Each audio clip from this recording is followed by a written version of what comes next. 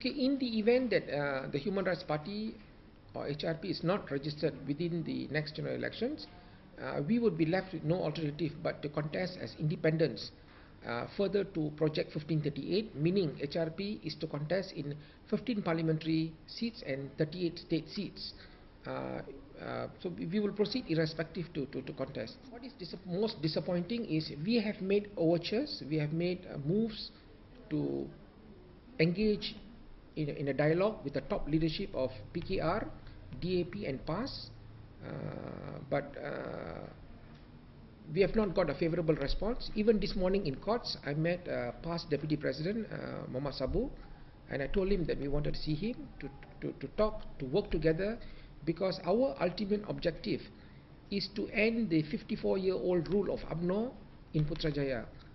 One of the main reasons for the current spate of serious problems afflicting the Indian community, the Indian poor in Malaysia, is because of one party ruling the country for 54 long years. Paramount public interest of the Human Rights Party is to put to an end UMNO rule of Putrajaya, and then things would definitely get better. PKR, DAP and PAS, who claim to be multiracial, if and only if they had also championed the cause of the Indian poor, and then there's no need or necessity for HRP to contest in even one seat. We are prepared to not to contest at all. But now we have a situation where PKR, DAP and PAS, they completely sidestep the Indian poor issues. For example, the latest example is the case of the Damansara Utama Church being raided. PAS, under the leadership of Dato Sri Hadi Awang, could immediately summon a central working committee meeting of PAS to discuss a church issue. But within a few days, a Hindu temple was demolished near Dewan Bahasa dan Pustaka. Neither PAS never called for a CWC meeting to discuss a Hindu temple demolishment. A demolishment of a Hindu temple, and that is 100 times more serious than raiding a church. Merely you raid a church, but here the whole Hindu temple had been, inverted commas, ethnically cleansed. It's a lot, 100 times more serious. But neither PAS, DAP or PKR top leadership, nobody cares. The NGOs do not care. The Malaysian civil society, there's pin drop silence. So we are left with no choice.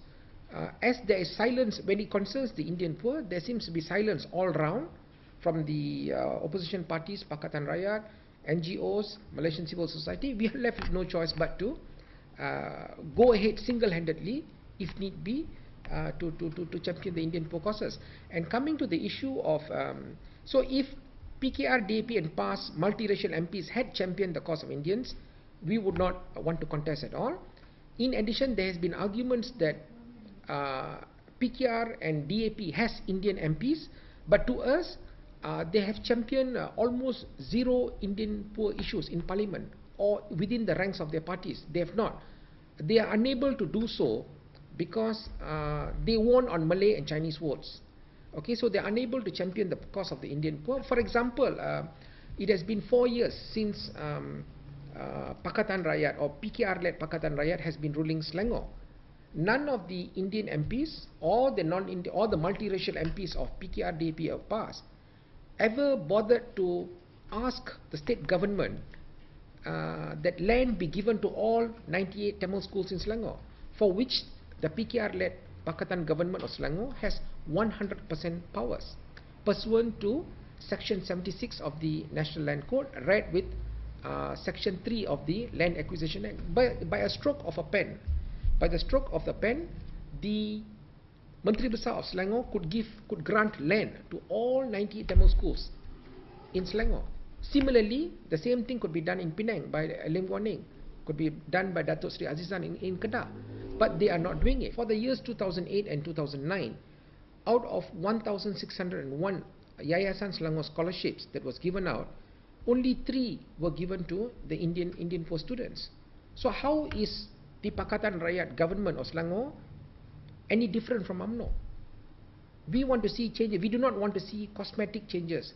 We do not want to see wayang kulit of Pakatan asking their mandos to hand out rice packets, hand out hampers, supposedly mock checks, or empty promises of land here, land there for Hindu temples, for Tamil schools, which has been which they do the propaganda and allow MIC propaganda in the Tamil media, in the Tamil dailies.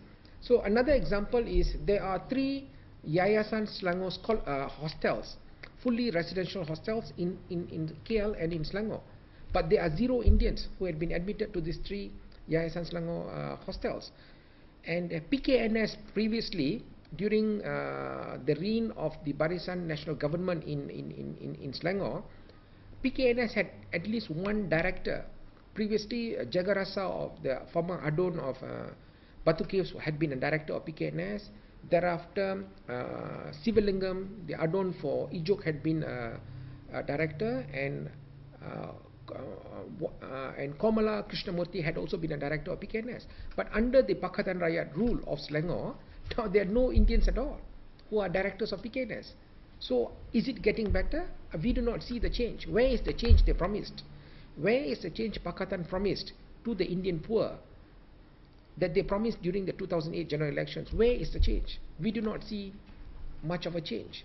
So we want serious changes, genuine changes, especially where it concerns the Indian poor. As there are no takers for the Indian poor issues, we will continue championing the cause of the Indian poor, irrespective of any labels they may give us. We often get allegations that Hindref is the Indian Perkasa, but we would like to ask our critics, point out to us one instance where Hindref has said that the Indians are, we have asserted Indian supremacy, or that the Indians are supreme over the Malays and Chinese. We will close shop. Our critics are unable to even prove one instance of Hindref or HRP asserting Indian supremacy or Hindu supremacy. The answer is no. And then we also get labeled as racist, as Indian racist basically. Our reply to our critics is, if and only if the Malay and Chinese leaders of Malaysia had also championed the cause of the Indian poor, like how the whites in Europe, in Australia, New Zealand, Canada, America do for their minorities, for their black minorities, for their Asian minorities. Had the leaders of PKR, DP and PAS done the same for the Indian poor, Hindref would not have arisen in the first place. There's no need for HRP. There's no need, because the multiracial communities are also championing the cause of the Indian poor. The multiracial PKR, DAP and PAS are also speaking up for the Indian poor. So we don't need Hindref, we don't need HRP. When they do that, when they refuse to do it, and then we are forced to take up the issue, there's a vacuum. There is a lacuna, there's a vacuum. So we take up the job, and in return, we get accused of being the Indian Perkasa or being Indian racist, which is most unfair.